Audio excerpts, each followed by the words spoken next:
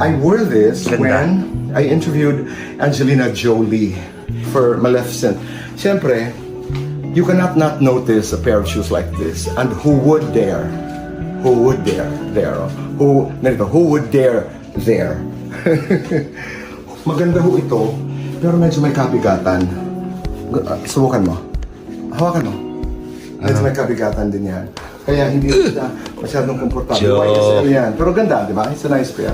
And ang dami-dami ring sapatos na bigay sa akin ni Chris Aquino. Every time she'd go abroad, many years ago, ang pasalubong sa akin ni Chris, laging sapatos. Marami dito galing sa kanya. Oh my God. Oo, Meron ako niyan ah. No, ang nagbigay sa atin si Boy So. Correct. Tapos ang isa yata, 2 pair sa atin. And then Chris gave me a pair. So nagkaroon tayo ng 3. Yes. Yung isang pair, niregalo ko kay Aray. Darlito. Kung meron kang kaaway, Hindi, ito talagang lang, sakit solve ito. ka na. O tingnan mo, kaya mo? Ako? Medyo may kasakitan. Hindi, medyo may kasakitan. Nako. Oh. Lak. Aray. Medyo masakit pag sa labas. Pero yan, hindi, kaya yan. Aba, kasya sa akin. Oo, at saka Baby, good, pera. ha? Pera mo ko nito. Ganda ha? Pang Diba? isusuot ko sa office.